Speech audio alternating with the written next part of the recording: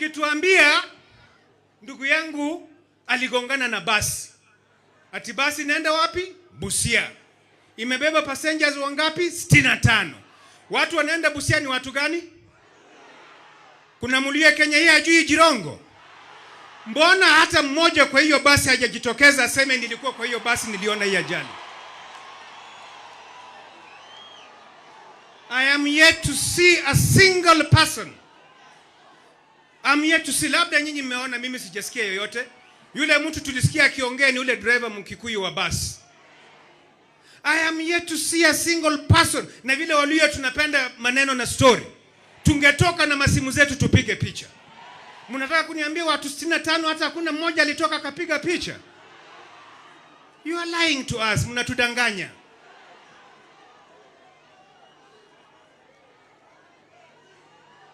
I want to tell you that wakati mheshimiwa alipata ajali, mimi ni mtu wa kwanza bibi yake Anna alipigia simu saa 9 za usiku na dakika 23. Nilipata simu ya huyo mama.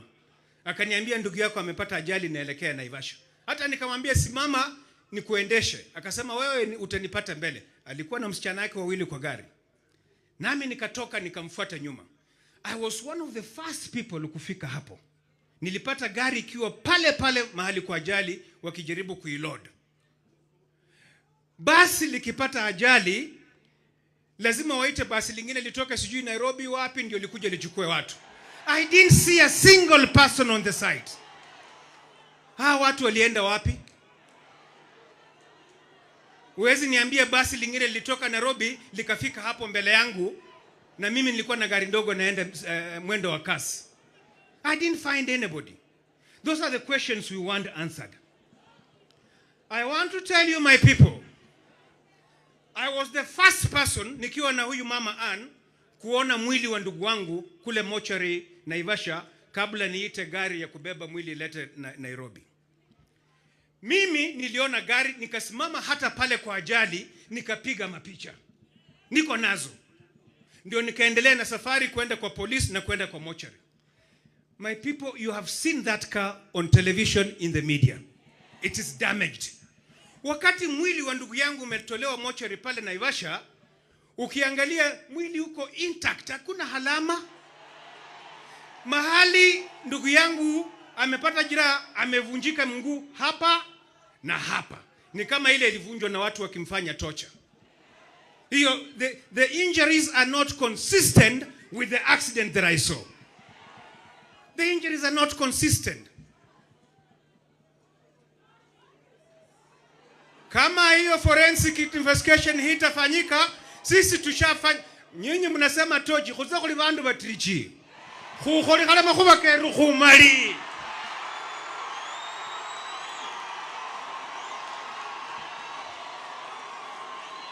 Kuza khumali. Amuta kuja kutuambia hapa tochi nini? Tumemaliza. Tumemaliza. Khumali makhuba keru khuli bandu batrichi. Ukabaya ni mundu mutrichira. Masai kumwana weru kasi ya khuza ndio dawe. Ni bali khuza liere mkono kumwana umundu kulimu ulakalola. Ulakalola.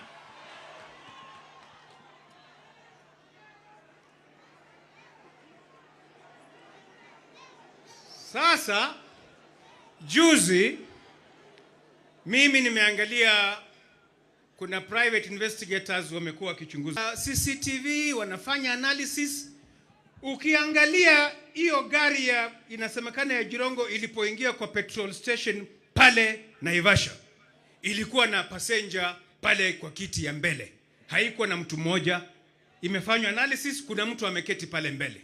So wakati natoka ikapata ajali, huyu mtu mwingine ako wapi? Mbona Jirongo alipatikana peke yake kwa gari? So there are so many gaps. There are so many glaring gaps in the demise of our brother. So many glaring gaps. And we will continue asking these questions. We will. Certainly we will. We are demanding, not requesting, demanding for a thorough forensic investigations into the death of our brother. It's a demand. Gari ambalo Jirongo alikuwa anaendesha la Mercedes ni gari mimi nalijua vizuri sana, na liko na zile zinaitwa airbags 12 airbags. How come gari lipatikana kwa ajali kubwa kama hiyo and there was no single airbag that deployed? Hakuna hata airbag moja ilitoka. How come? You know, these questions are mind-boggling to us. We must get answers. We are pained. We must get answers. Mheshimiwa Jirongo alikuwa ameketi mahali kule Karen panaitwa Oasis. Mimi nikaja nikaona wameketi pale na ndugu yangu Speaker Mheshimiwa Wetangula na wengine wawili. Sikuingia kwa sababu nilikuwa na shughuli zangu, nikaenda kwingine. Hiyo ilikuwa mwendo wa saa tatu za usiku, saa 2:30 kielekea saa 3. Yeye aliniona nikiendesha gari langu nikapenduka. Kwa hivyo nilipomuuliza uko wapi, akanieleza mahali uliponiacha. Nikamuuliza, ndugu yangu, unajua tuko na mkutano kesho na wewe? Akaniambia ndio, hata ndio nataka kutoka niende nyumbani kwake Gigiri. Sasa vile tunaambiwa alipatikana Naivasha na yeye hakuwa na mpango ya safari ya Naivasha. My brother had not planned to go to Naivasha. I can vouch on that one. And I want to tell you, my people, nataka munisikize. Namjua huyu ndugu yangu sana. Hali alivyoongea na mimi, you are lying to me if you tell me Jirongo drove himself to Naivasha. It is a lie. He never drove himself to Naivasha. Namjua sana. Kwa hivyo amekufa kwa hali ambayo ni tatanishi. Na wakati tunauliza maswali, we mean it. Wala wanasikia vibaya tukuuliza maswali, we will continue asking these questions until we get the answers. Wala wana shida na maswali yetu, we are telling them unless watunyamazishe hata na sisi, we will continue asking these questions. Mheshimiwa Jirongo, I think I must be one of the very last people to speak to him kwa simu. Nafikiria mimi ni mmoja wa wale watu wa mwisho kabisa. Hiyo simu yake tutakapowasha, najua tuko nayo, mtaona simu yangu ndio labda simu ya mwisho alipokea kwa maisha yake, kwa sababu niliongea na yeye saa 5 za usiku. Sidhani kama kuna watu wengine walimpigia unless ni wale walikuwa na yeye.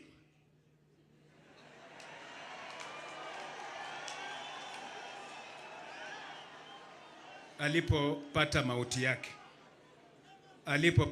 yake. I spoke to my brother at 11 p.m. saa 5 za usiku, na tukaongea kwa madakika 3. Na akanieleza vizuri ndugu yangu. Nikamueleza uko wapi? Akanieleza niko pale uliponiacha. Sasa sikiliza, nasema sasa. Mheshimiwa Jirongo alikuwa ameketi mahali kule Karen panaitwa Oasis. Mimi nikaja